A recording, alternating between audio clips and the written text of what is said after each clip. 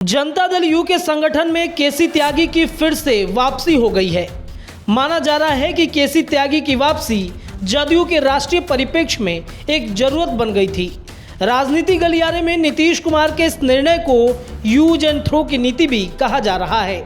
कुछ महीने पहले नए सिरे से बने जदयू के सांगठनिक ढांचे में केसी त्यागी ओल्ड मैन आउट की तरह दिख रहे थे।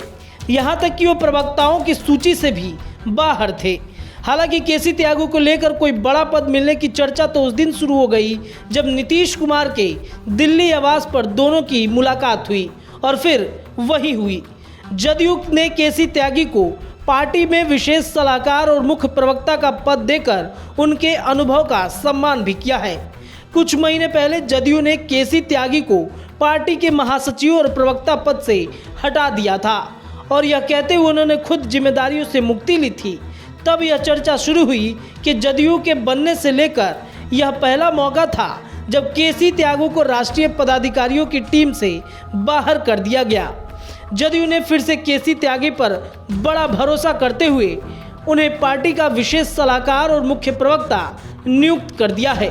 लेकिन वर्तमान राजनीतिक स्थिति का सच ये है कि आगामी लोकसभा चुनाव और विपक्षी एकता की मुहिम की निहितार्थ ही केसी त्यागी को ये सम्मान मिला है। हालांकि वे इस सम्मान के हकदार भी थे। यह वो समय था जब राज्य में तेजस्वी यादव को मुख्यमंत्री बनाने को लेकर दबाव बनाया जा रहा था। तब त्यागी ने खुलकर नीतीश कुमार के पक्ष में बयान दिया था। उन्होंने कहा कि 2025 विधानसभा चुनाव की बात तो छोड़ दे, नीतीश कुमार 2030 के विधानसभा चुनाव में भी सीएम उम्मीदवार ही रहेंगे।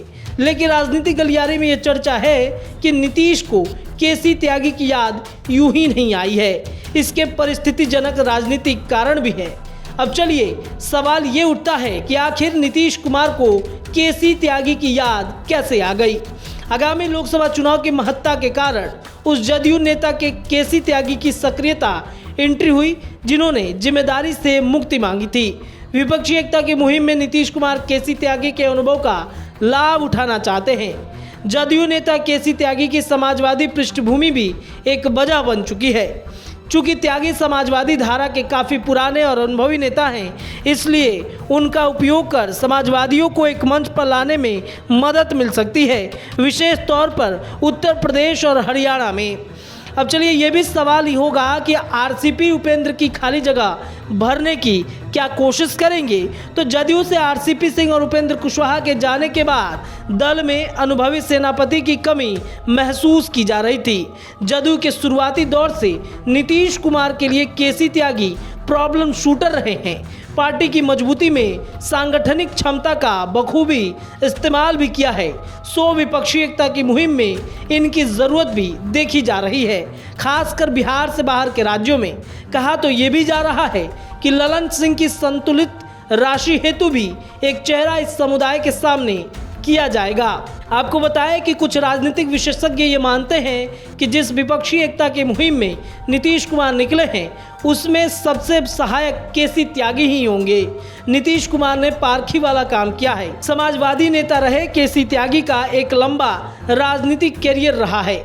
उनका संबंध भी उत्तर भारत और दक्षिण भारत के नेताओं से रहा।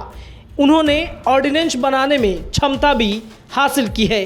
बिहार की राजनीति से उन्हें कोई लेना देना भी नहीं, इसलिए प्रतिद्वंदित भी नहीं और ललन सिंह को भी स्वीकारना होगा। सही मायने में आरसीपी और उपेंद्र कुशवाहा की कमी त्यागी एक हद तक भरपाई भी कर सकते हैं।